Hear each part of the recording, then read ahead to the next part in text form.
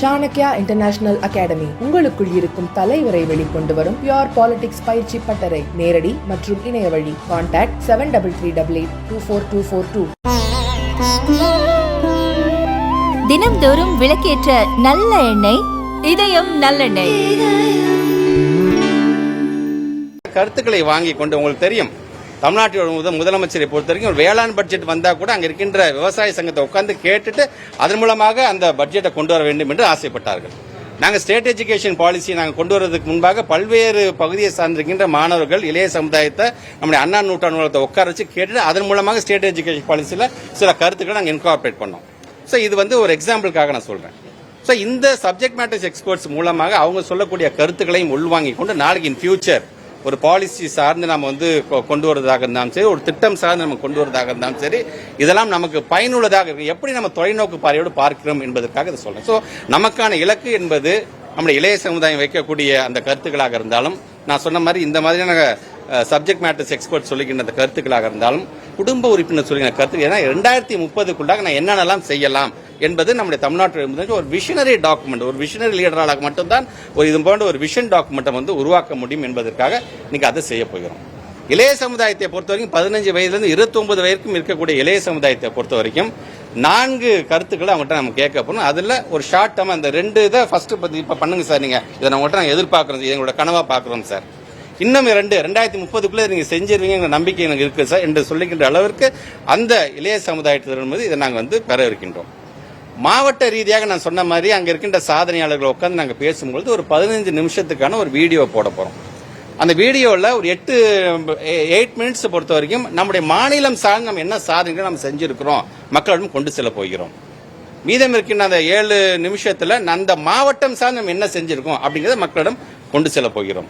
மக்களை பொறுத்த வரைக்கும் அவங்களுக்கு அவங்களுடைய வேலை, தனிப்பட்ட வேலை கண்டிப்பாக இருந்துகிட்டு தான் இருக்கும். அதே நேரத்தில் ஒரு அரசாங்கம் என்ன செய்கிறது, இவங்களை நம்பி நான் வாக்களித்தேனே, இந்த வாக்களித்ததற்கு மதிப்பாக அவங்க நமக்கு என்ன செஞ்சிருக்கிறாங்கிறத செஞ்சதை நாங்கள் அவங்கள்ட்ட சொல்ல போகிற ஒரு நிகழ்வாகத்தான் இது நடைபெறும். ஸோ இது வருகின்ற 9ஆம் தேதி அன்று திருவள்ளூர் மாவட்டம் பொன்னேரியிலே நம்முடைய மாண்பு தமிழ்நாட்டு முதலமைச்சர் உங்க கனவை சொல்லுங்க அப்படிங்கிற திட்டத்தை கொண்டு வர அங்கே ஆரம்பிக்க இருக்கின்றார். அது சார்ந்து அந்தந்த மாவட்டத்தில் இது தொடர்ந்து நடைபெறும்.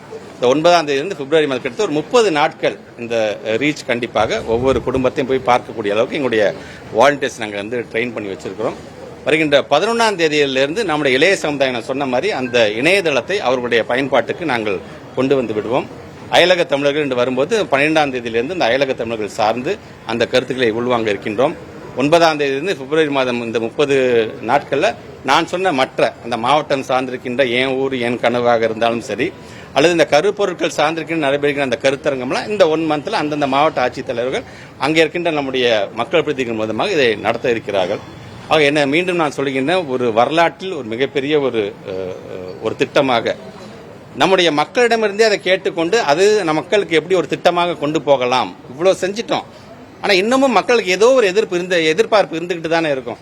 அந்த எதிர்பார்ப்பை பூர்த்தி செய்வதற்கு ஒரு திட்டத்தை உருவாக்கலாமே அப்படிங்கிற விதத்தில் தான் மீண்டும் மக்களிடம் அந்த கருத்தை கேட்கக்கூடிய ஒரு நிகழ்வாகத்தான் இந்த நிகழ்வை நாங்கள் பார்க்கணும். ஆக நம்முடைய பத்திரிகை துறை, ஊடகத்துறை சார்ந்திருக்கிற நண்பர்கள் முழுமையாக இதை நம்முடைய நாட்டு மக்கள் நீங்கள் கொண்டு செல்லுங்க. ஏற்கனவே எங்களுடைய அதிகாரிகள் ட்ரெயின் பண்ண வச்சிருக்க அந்த வாலண்டியர்ஸ் மூலமாக ஒவ்வொரு வீட்டுக்காக ஒரு குடும்பமாக நாங்கள் செல்ல இருக்கிறோம் என்று சொன்னாலும், இது போன்ற ஒரு திட்டத்தை தமிழ்நாட்டு முதலமைச்சர் அறிவித்திருக்கிறார் என்கின்ற அந்த செய்தியை நாட்டு மக்களுடன் கொண்டு செல்கின்ற பணியில் நீங்களும் உங்களை முழுமையாக ஈடுபடுத்திக் கொள்ள வேண்டும் என்பதை நான் கேட்டேன்.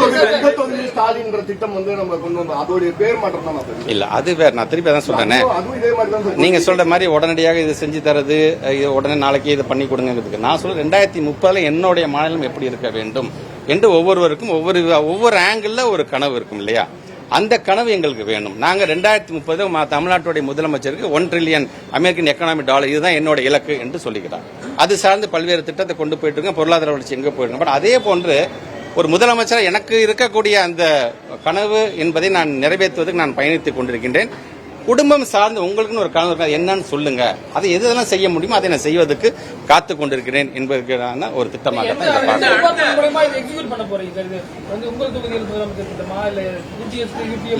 ஏற்கனவே நம்முடைய வாலண்டியர்ஸ் நீங்க ஏற்கனவே பார்த்திருக்கீங்களா, பல்வேறு திட்டம் சார்ந்து அந்தந்த வாலண்டியர்ஸ் நம்ம பயன்படுத்திட்டு இருக்கிறோம். அது மாதிரி நம்முடைய டிபார்ட்மெண்ட் சார்ந்து நம்முடைய முதலமைச்சருடைய அந்த முகவரி அதுல என்னென்ன வாலண்டியர்ஸ் நம்ம பயன்படுத்தி அவங்களே ட்ரெயின், ஏன்னா ஆல்ரெடி ட்ரெயின் பீப்புள் அவங்களுக்கு இன்னும் ஈஸியா இருக்குங்கிறதுக்காக தான் அது கொண்டு கண்டிப்பாக 2030 தான் சொன்னா எங்களோட இலக்கு என்பது 2030க்கான ஒரு இலக்காகத்தான் அதை பார்க்கணும். அதுல ஷார்ட் டேர்மா நம்முடைய யங்ஸ்டர்ஸ் நான் கேட்ட மாதிரி ஒரு 2 திட்டங்கள் உடனே செய்வதற்கு எதை செய்ய முடியுமோ அதை செய்வதற்கான அந்த கருத்தை நான் கேட்டேன். எத்தனை மனுக்கள் வந்தது, அது எத்தனை நிறைவேற்றப்பட்டு இந்த அது அந்த டிபார்ட்மெண்ட் சார்ந்து அதை அவங்க சொல்லுவாங்க. இல்ல என்ன 1 மந்த்ங்க 1 மந்த் 30 டேஸ்ல நம்ம அட் த மேக்ஸிமம் நமக்கு என்ன எடுக்கிறோம் அப்படிங்கறத நம்ம பண்ண பார்க்கணும். நிறைய திட்டங்கள் குறிப்பாக பள்ளி, கல்லூரி எல்லா குடும்பம் சார்ந்த விஷயங்களும் செயல்படுத்தப்பட்டிருக்கு. இதுக்கு ஒரு காலவாசி புதிய திட்டத்தை கொண்டு வருவதற்கு எவ்வளவு காலம் இருக்கு? சரி, இதுல நான் சொன்ன மாதிரி பல ஒரு 10 விதமான திட்டங்கள் என்ன நம்ம செயல்படுத்துறோம், அந்த ஃபார்ம்ல நம்ம கொடுக்குறோம் இல்லையா, அதுல ஃபர்ஸ்ட் 3 கேட்கிறோம். எதுல இன்னும் அதிகமா நம்ம கவனம் செலுத்தலாம் என்று சொல்லும்போது சப்போஸ் ஃபர்ஸ்ட் 3 சார் எனக்கு இந்த பட்டா சார்ந்து எனக்கு ஃபர்ஸ்ட் எனக்கு வேணும் சார், எனக்கு பஸ் சார்ந்து எனக்கு வேணும், சாலை அப்படின்னு சொன்னாங்கன்னா அது சார்ந்து அதை என்ன ஃபைன் டியூன் பண்ணலாம், அதுல அடுத்த கட்டமா என்ன திட்டமா அதை மாத்தலாம் அப்படிங்கிறதுக்காக தான் ஓய்வூதிய திட்டம் அறிவிச்சிருக்கீங்க சார். இதை முடிச்சிருவோம் ஃபர்ஸ்ட். நிதிச்சுமையை அரசு ஏற்றுக்க தயாரா இருக்கு. மறுபடியும் தூய்மை பணியாளர்கள் அடிமட்டத்தில் இருக்கும், எங்களுக்கு அரசு வேலை கொடுக்குறேன்னு சொன்னாங்க, ஆனால் கொடுக்கல, வேலையே இல்லாமல் தவிக்கிறோம். அவங்களுக்கான திட்டங்கள் சரி, அது தமிழ்நாட்டு ஒன்னே ஒன்று மட்டும் நல்லா தெரிஞ்சுக்காங்க. ஒரு நாட்டினுடைய முதலமைச்சரோட இன்டென்ஷன் ஃபர்ஸ்ட் என்னன்னு பார்க்கணும். வாக்கு கொடுத்துட்டோம், கொடுத்த வாக்கு செய்யணும்னு ஒரு முதலமைச்சர் ஆசைப்பட்டார். இன்றைக்கு பல்வேறு நிதி நெருக்கடிகள் நமக்கு ஒன்றிய அரசு எப்படிலாம் கொடுக்குறீங்க பார்க்க. நான் ஒரு அரசாங்கத்தோட திட்டத்தை சொல்ல தான் வந்தேன். பட் இருந்தாலும் நீங்கள் கேட்கறது அரசியல் கலந்துடக்கூடாது, நான் ரொம்ப தெளிவாக இருக்கேன். பட் இருந்தாலும் எனக்கு வர வேண்டிய 3542 கோடி என்னுடைய பிள்ளைங்க 40 லட்சம் பிள்ளைங்க படிக்க வேண்டியது 32,000 டீச்சர்ஸ்க்கு வர வேண்டிய பணமே இன்னும் கொடுக்காம இருக்காங்க 2 வருஷமா. இனி இப்படிதான் அவங்க பண்ண போறாங்க. பிகாஸ் அவங்க அதான் முடிவு பண்ணுவாங்க. ஜல்ஜீவன் மிஷனுக்கு ஏற்கனவே கொடுக்கக்கூடிய 2000 கோடி கூட இன்னும் கொடுக்காம இருக்காங்க. ஸோ எல்லா விதத்திலும் இருக்கும்பொழுது நம்ம தமிழ்நாட்டுடைய முதலமைச்சர் இங்கே இருக்கக்கூடிய நம்முடைய பொருளாதார நிபுணர்கள், நம்முடைய அதிகாரி பெருமக்கள் மூலமா ஒரு நிர்வாகத்திறன் மூலமா திறமையின் மூலமாக இன்னைக்கு இதில் நம்ம கொண்டு வந்துட்டு இருக்கோம். ஸோ ஒவ்வொன்றையும் படிப்படியாக செய்யக்கூடிய முதலமைச்சர் பெற்றுக்கணும். எங்கேயுமே நாங்கள் சொன்ன வாக்குறுதி நாங்கள் மறுக்கவே இல்லை. நாங்கள் சொல்லியிருக்கோம், கண்டிப்பாக நாங்கள் செய்வோம் என்று தான் சொன்னோம். ஸோ முதல்ல நான் ஃபர்ஸ்ட் நான் பேசும்போது சொன்ன ஃபவுண்டேஷன் நம்ம இப்போ சரி பண்ணிட்டோம். நம்ம கிட்டத்தட்ட இந்த 4 வருஷத்தை ஃபவுண்டேஷன் நம்ம பக்காவாக போட்டுட்டோம். இனி வளர்ச்சியை நோக்கி போறதுக்கு என்னென்ன செய்யணுமோ அதை செய்யும் பொழுது நீங்க சொல்ற மாதிரி எதிர்பார்ப்போடு இருக்கவங்க அனைவருக்கும் என்னென்ன செய்யணுமோ அதை கண்டிப்பா முதல்ல செய்யணும்.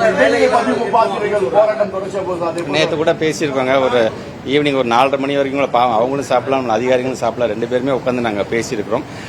தொடர்ந்து ஏன்னா இப்போ சம வேலைக்கு சம ஊதியம் என்று வரும்பொழுது ஒரு டிபார்ட்மெண்ட் மட்டும் இல்லை, அதில் கை வச்சோம்னா இதில் இருக்க நிறைய டிபார்ட்மெண்ட்ஸுக்கும் நம்ம அந்த இம்ப்ளிகேஷன்ஸ் வரும். பட் இருந்தாலும் நான் அந்த நம்பர்ஸ்லாம் எடுத்துட்டு நான் கண்டிப்பாக சொல்றேன்னு சொன்னால், நான் நம்முடைய இடைநிலை ஆசிரியர் பெருமக்கள் நான் வைக்கிற வேண்டுகோள், தயவுசெய்து உங்களை நீங்கள் வருத்தி கொள்ளாதீர்கள். நீங்கள் உங்களுக்கு போராடுவதற்கு தான் உங்களுடைய துறை அமைச்சராக நானும் ஒவ்வொரு முறையும் நான் அட்வொகேட் உங்களுக்காக நான் பண்ணிட்டு இருக்கேன். நான் ஸ்கூல் ஆரம்பிச்சிருச்சு, தயவுசெய்து நான் ஒரு எஜுகேஷன் மினிஸ்டருங்க அதை விட்டுருங்க. நானும் ஒரு பேரண்டாக சொல்றேன், ப்ளீஸ் ஸ்கூலுக்கு போய் பாடம் நடத்துங்க.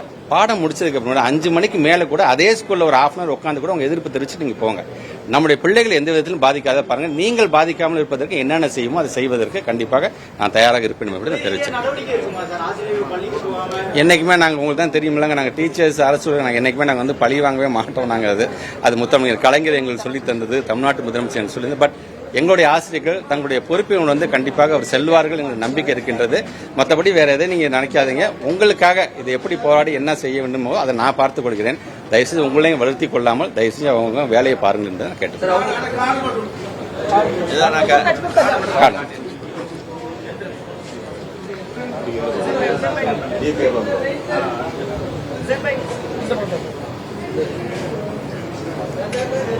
Back side.